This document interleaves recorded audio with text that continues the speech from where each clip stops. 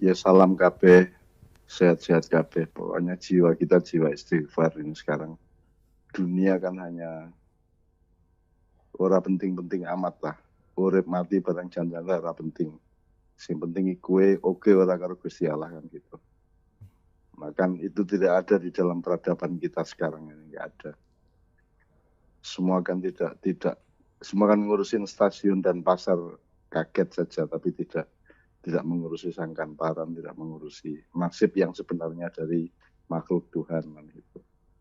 Jadi nek soal-soal begitu saya sangat awam sebenarnya. Paling pertanyaannya kita ukur benar sekarang tingkat kehancuran yang ditimbulkan oleh corona ini sampai seberapa?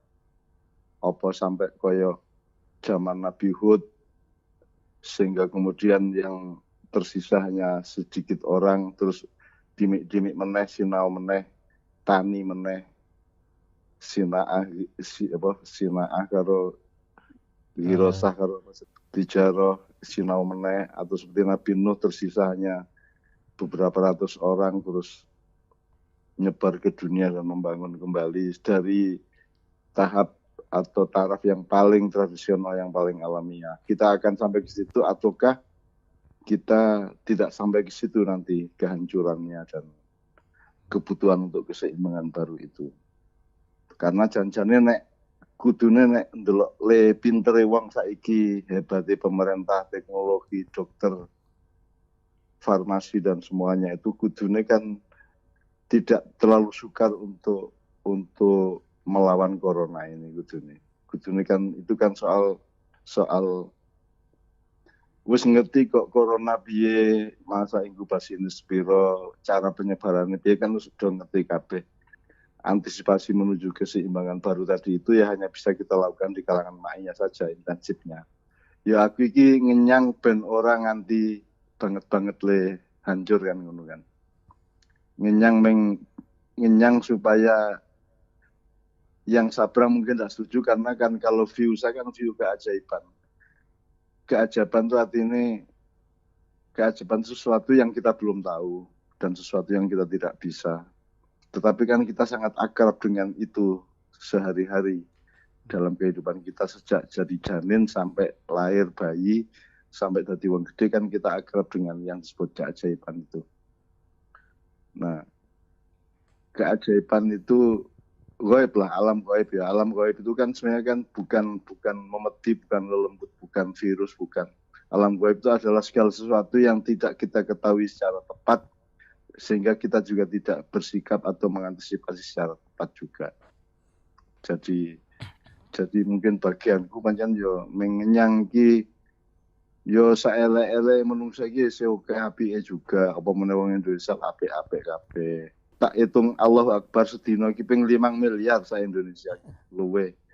Ya mosok Gusti Allah orang nulungi kan gitu. Kalau soal perubahan yang akan harus terjadi kan nek prasaku kan tidak akan mendasar juga. Ya paling ya mutere ekonomi piye, mutere atine wong piye, tapi kan tidak mendasar, tidak sampai ke soal piye to janjane sangkan parane kue karo sing gawe kue suke piye, kan kita ini kan muter-muter aja. Jadi dari peradaban mau Renaissance, mau pasca Hud, pasca Lut, pasca Soleh, Nabi Su'eb, kan kita muter-muter aja manusia itu dari kekonyolan ke kemanjaan ke gumunan sak piturute kan. Kan gumulannya kan rantai ini. Gumulannya kan terus-menerus juga.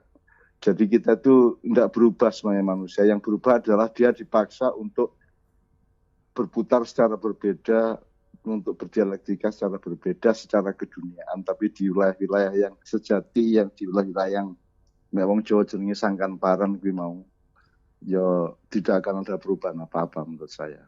Mau Itali habis 50% penduduknya gunung jeblok, wong bujuk lanang wedok turu isih tetap dadi isih tetap ketok nganti saiki di museum di Italia sana karena gunung meledos mendadak itu piturute.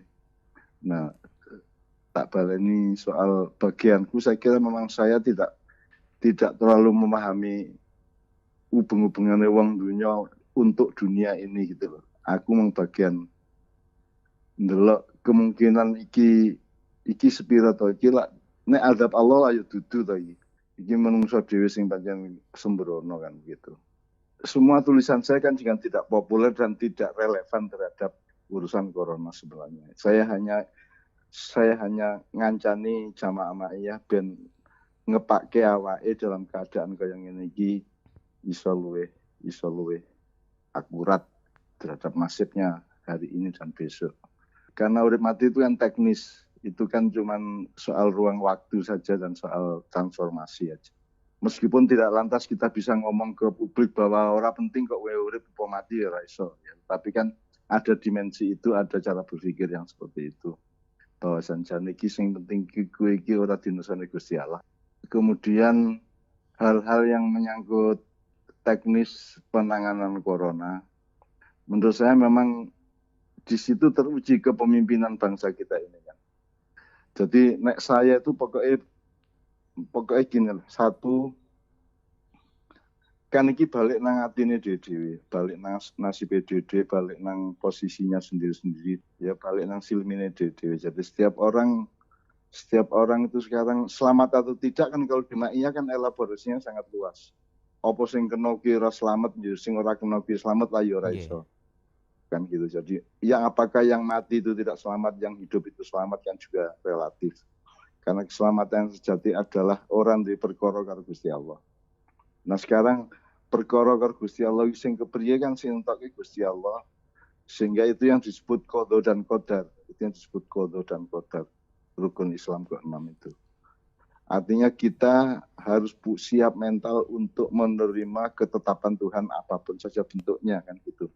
Dan bentuknya bukan kita yang meregulasi, bukan kita yang menentukan, tapi Allah yang menentukan. Nah, kalau kita kembali ke situ, mudah-mudahan terus Gusti Allah jadi sayang dengan kita punya sikap pasrah seperti itu, mudah-mudahan itu menghasilkan rasa ora tegone Gusti Allah nang awake dhewe, dan karena kita juga masih ditugasi macam-macam dalam waktu yang mungkin cukup panjang setelah sekarang ini, sehingga mudah-mudahan Tuhan tetap memberi tugas kepada kita, bukan tetap tidak membunuh kita atau tidak mematikan kita. Tapi mudah-mudahan kita tetap dipercaya untuk bertugas. Semua teman-teman ma'iyah di tempatnya masing-masing oleh Tuhan masih diberi kontrak untuk melanjutkan perjuangannya. Salah satu efeknya adalah gue tetap urip kan gitu. Aku tetap urip kan gitu. Meskipun tetap saja qadha dan qadar itu sejak awal sudah kita sumpahkan kepada Allah, kita akan terima qadhanya maupun qadarnya. Qadha itu artinya adalah hukum timbal balik dari perilaku kita di hadapan Tuhan, terus Gusti Allah nggawe vonis apa kan manut. Kalau qadar itu kan terserah-serah Tuhan arep nguripke sapa mateni sapa kan terserah-serah dia, itu namanya qadar. Kalau qadha itu ada hubungan dialektis dengan perilaku kita. Nah, mudah-mudahan satu, kowe dewe yang ikut streaming ini mudah-mudahan selalu berjiwa istighfar. Nomor 2, teman-teman jamaahnya juga mudah-mudahan merupakan faktor yang menjadikan Allah menyelamatkan seluruh bangsa Indonesia. Nomor 3, rakyat Indonesia menurut saya kan rakyat yang terbaik di dunia. Dalam keadaan koyo ngopo wae mereka itu daya survivalnya luar biasa tinggi. Sedia koyo ngopo ki guyon ya toh. Menurut saya ada opsi dari Allah bahwa tidak ditolongnya manusia oleh Tuhan itu kan bisa tidak karena dia sendiri, tapi ada yang namanya syafaat, ada yang namanya barokah, ada yang namanya kolusi atau hak prerogatif kan itu. Jadi kan Gusti Allah kan ngomong, aku ora kira mengadab wong-wong sing karo kowe kuwi kan gitu kan. Ganti cukup kowe selawatan, cukup kowe seneng Kanjeng Nabi, kowe wis bebas adab Allah. Itu. Bebas adab Allah tidak sama dengan tidak mati loh ya. Itu artinya kita selamat dalam kehidupan yang abadi nanti. Yang orang tidak percaya sampai hari ini. Nek prasaku ya sejauh ini ya. Ora kaya sing kok khawatir ke banget. Itu bukan berakhir, tapi itu akan segera mereda. Bentuk redanya itu juga tidak bisa kita regulasi, tidak bisa kita rumuskan, tetapi nek prasaku sangune wong Indonesia ki luar biasa di hadapan Allah. Rakyat Indonesia itu demenake, dan menurut saya kok Allah akan tetap memperhitungkan keselamatan bangsa ini berdasarkan lende menake rakyat Indonesia kuwi gitu. Tolong teman-teman tiap malam selalu sholat malam dan selalu minta kepada Allah. Jadi istighfar sing akeh. Nek kesuwen